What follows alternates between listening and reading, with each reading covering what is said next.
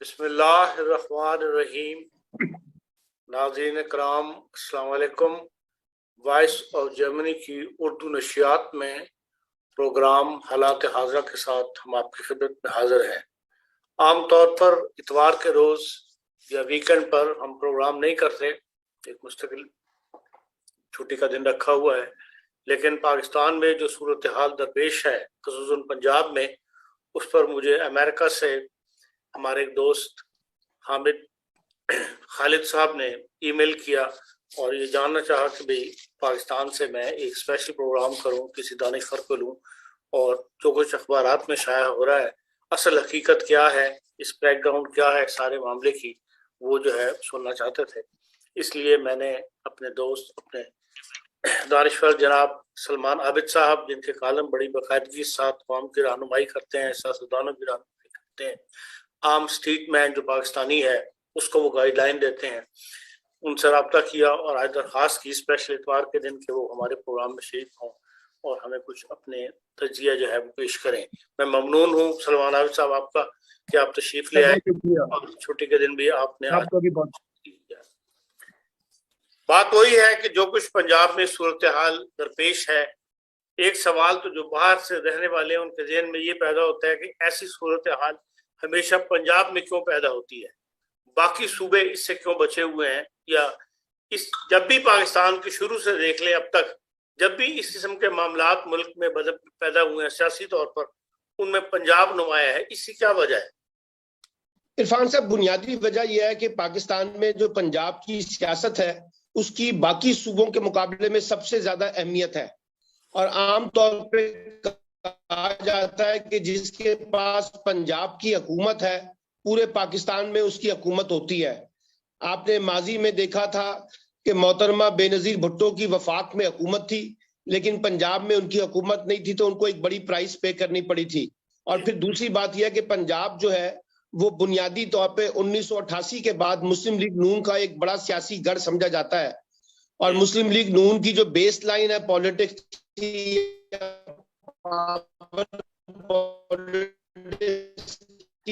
उसका ताल्लुक पंजाब से है।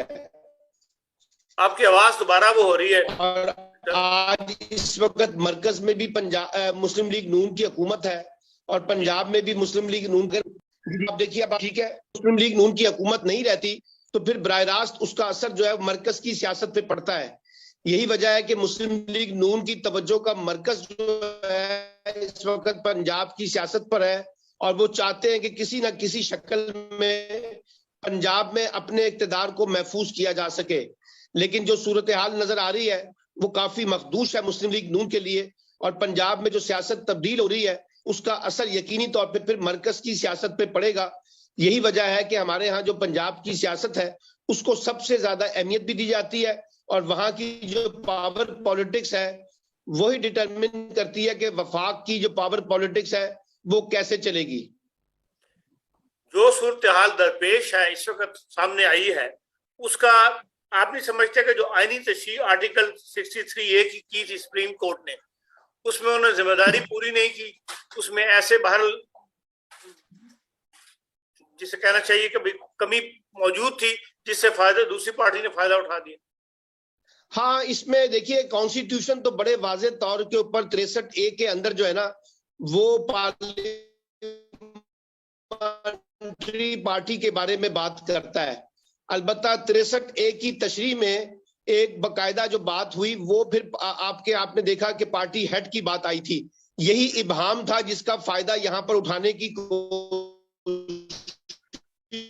की गई है, लेकिन कल सुप्रीम का नहीं है बल्कि अंडरस्टैंडिंग का है। और पार्लिमानी पार्टी या पार्टी सरबरा, बुनियाद यह है कि जो पार्लियामेंट है उसके अंदर जो लोग पार्लियामेंट्री पार्टी को लीड करते हैं वही मैटर करते हैं। बहरहाल अब सुप्रीम कोर्ट के सामने बस इसी बात की अंडरस्टैंडिंग या तशरीह का मसला है जो पीर या मंगल को सामने आ जाएगी। लेकिन जिन्होंने पहले तशरीह की थी अब वही जज उसी मतलब बेंच में शामिल है। आप ही समझते कि एक बड़ा बेंच होना चाहिए जो इस अहम मामले को, ताकि दोबारा सर ना उठा सके इस किस्म के मामला। अगर देखिए बुनियादी फुल बात तो बेंच ये बना है दिया कि जाए। ये आपकी बात में वजन है। और आमतौर पे ये बात जो है सुप्रीम कोर्ट ने खुद तय करनी होती है। चीफ जस्टिस ने बेंच बनाने का जो इख्तियार है वो किसी सियासी जमात की ख्वाहिश पर नहीं हो सकता, ना वो किसी एक इनफरादी फर्द की ख्वाहिश पे हो सकता है। इसका फैसला बहरहाल चीफ जस्टिस ने करना होता है। लेकिन क्योंकि पिछला फैसला भी इसी 3 रुकनी बेंच ने किया था, तो बेहतर है कि ये 3 रुकनी बेंच दोबारा अपने ही किए हुए फैसले की वजाहत करे या तशरीह करे या इसमें रिविजिट करे, वो हो सकता है। और बेंच भी बन सकता था, लेकिन जिस तरह से मुस्लिम लीग नून ने इसके ऊपर रिएक्ट किया है उससे ये मसला फिर सियासी हो गया है और अब शायद चीफ जस्टिस साहब फुल बेंच बनाने की तरफ तवज्जो नहीं देंगे। तो ये जो कहा जा रहा है कि भाई सियासत में एक तमाशा बना हुआ है और मुल्क माशी तौर पर डूब रहा है, हमें तो इस बात में वजन लगता है कि भाई जो बाहर रहने वाले हैं कि 1 महीने के अंदर आपने देख लें मई जून के अंदर 6.2 अरब डॉलर्स की मालियात दरामदात कर ली है, जबकि आपके पास 10 अरब डॉलर टोटल है। और ये कोई किसी चाल के तहत मुल्क को इस तरफ तो नहीं ले जाया जा रहा कि जिससे श्रीलंका वाली सूरत हाल खुदा ना खास्ता पैदा ना हो जाए। देखिए इरफान साहब, एक बात तो आपको तस्लीम करेगी कि पाकिस्तान में रिजीम चेंज के नाम पर जो हुकूमत तब्दील हुई है उसका स्क्रिप्ट जिसने भी लिखा, चाहे बाहर से लिखा गया पाकिस्तान के अंदर से लिखा गया, उसने बुनियादी तौर पर अपनी नाकामी साबित कर दी है। और रिजीम चेंज के नाम पर जो कुछ हुआ और जो उसके बारे में प्लान किया गया था वो मतलूबा नताइज नहीं दे सका। और रिजीम चेंज के बाद day by day Pakistan economically declining की तरफ जा रहा है। यही वजह है कि अब इस्टेब्लिशमेंट के हलकों में भी ये तासुर उभर गया है कि मौजूदा हुकूमत जो है वो मतलूबा नताइज नहीं दे सकी है और जो दावा किया जा रहा था कि ये इकॉनमी को बेहतर तरीके से लीड कर लेंगे वो तजर्बा भी नाकाम हो गया है। और अब जो मैं आपके सामने खबर शेयर कर रहा हूं वो खबर ये है कि अब इस्टेब्लिशमेंट के हलकों में भी इस बात पर काफी हद तक इत्तफाक हो गया है कि नए इंतखाबात के बगैर पाकिस्तान का मसला हल होने वाला नहीं है। और काफी हद तक एक अंडरस्टैंडिंग डेवलप हो गई है कि इस साल के आखिर में अक्टूबर या नवंबर में इंतखाबात करवा दिए जाएं, नई क़यादत जो भी मुंतखब होकर आती है उसके सामने ये इक़्तिदार रखा जाए और वो फिर 5 बरस की मंसूबाबंदी करके इकॉनमी को लीड करने की कोशिश करे। तो मुझे लगता है कि जो मौजूदा पॉलिटिकल क्राइसिस है, चाहे वो मरकज में है या पंजाब में है, अल्टीमेट इसका नतीजे के दरमियान सामने आ जाएगा। ये जो मौलाना फजलुर रहमान साहब का बयान है कि वो कहते हैं कि हिदायत पर, हमारी हिदायत पर चलें वरना बहरान पैदा कर देंगे, इससे मुराद कौन लोग हैं? देखिए मौलाना फजलुर रहमान, मरियम नवाज शरीफ, इन सब ने जो बड़ी 2-3 दिन में जोरदार किस्म की बातें की हैं, इनका इशारा वाज़े तौर पर इस्टेब्लिशमेंट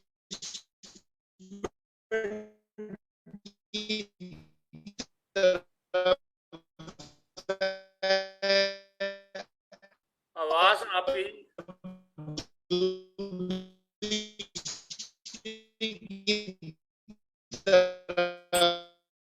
आरिफ साहब, आवाज नहीं आ रही है मैं आपकी। और इनको लगता है कि जो इस्टेब्लिशमेंट से हमें इमरान खान का जो मौकफ है नए इंतखाबात का। हेलो जी जी, अब आवाज आ रही है सर? अब आ रही है, अब आ रही है, पहले बीच में। हाँ जी, मैं ये कह रहा था कि जो कुछ मौलाना फजलुर रहमान ने, जी मैंने कहा है कि जो कुछ मौलाना फजलुर रहमान ने कहा है, मरियम नवाज ने कहा है, नवाज शरीफ ने कहा है, असल में इनको ये एहसास हो रहा है कि इस्टेब्लिशमेंट ने कहीं इमरान खान का मौकफ तस्लीम कर लिया है नए इंतखाबात।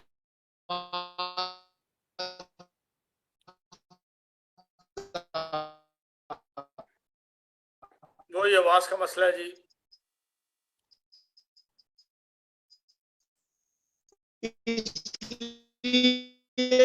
वो इस्टेब्लिशमेंट पर और जुडिशरी को नवाज शरीफ साहब ने एक एग्रेसिव टूल इख्तियार। हेलो जी, आवाज सर आबिद साहब। हाँ जी, अब आ गई है जी, अब आवाज साफ है? जी जी, जी जी। तो मैं ये कह रहा था कि बुनियादी तौर पर इस वक्त जो है मौलाना फजलुर रहमान समेत हुकूमती जमातें जो है इस्टेब्लिशमेंट पर और अदलिया पे दबाव डाल रही है कि वो इमरान खान का जो मौक़िफ़ है नए का उसको तस्लीम ना करें, ना किया जाए। लेकिन लगता मसला ये है कि देखिए फजलुर रहमान ने पहले भी बहुत सी धमकियां दी थी, अभी कोई कारगर साबित नहीं होगी, क्योंकि एस्टैब्लिशमेंट के सामने इस वक्त जो सी के नए इंतखाबात के बगैर शायद हम इकोनॉमी को रिवाइव ना कर सकें। सही जी, इस सारी सूरत हाल को, जो कुछ अदलिया ने तशरीह की, जो कुछ पंजाब असम्बली में हुआ, जो कुछ शुजात हुसैन साहब ने किया, आप एज ए दानिश्वर इस सारे के ऊपर क्या तबसरा करेंगे?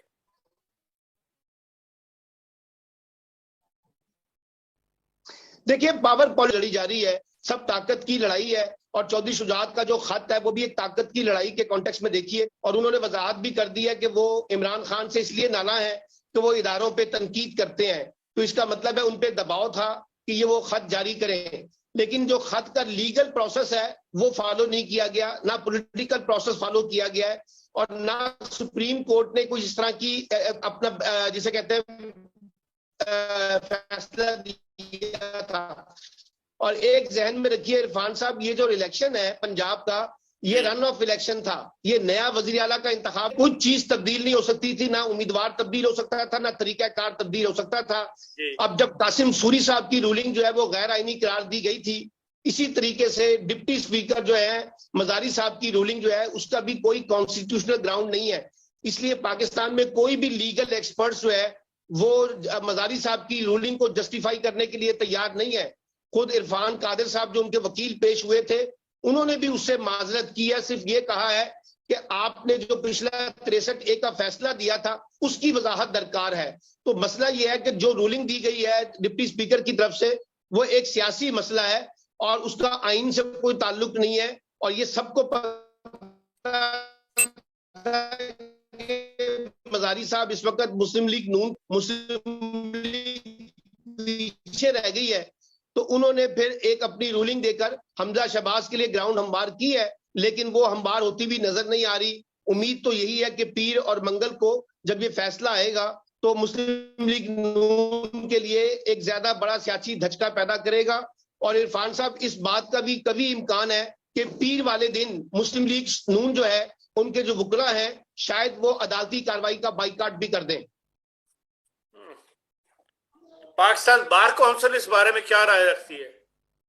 पाकिस्तान बार काउंसिल में मजमूई तौर पे तो लोग समझते हैं कि उनकी रूलिंग ठीक नहीं है, लेकिन कुछ लोग जो मुस्लिम लीग नून के वुकला तंजीमें हैं वो यकीनी तौर पे मुस्लिम लीग नून के साथ खड़ी हैं, लेकिन मजमूई तौर पे अगर आप देखिए बार और बेंच के दरमियान भी अगर आप देखें तो ज्यादातर जो लोग हैं वो ये समझते हैं कि ये फैसला कानूनी नहीं था बल्कि एक सियासी रूलिंग थी, इसलिए इसको आईनी तौर पर जस्टिफाई करना काफी मुश्किल होगा।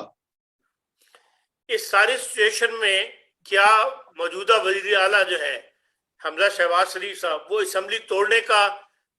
सिफारिश कर सकते हैं कानूनी तौर पर? हाँ जी, कर सकते हैं, उनके पास ये ऑप्शन है अगर वो वजीर आला के तौर पे रहे, लेकिन वो भी फिर आईनी तौर पर जाके पिट जाएगी कोर्ट में,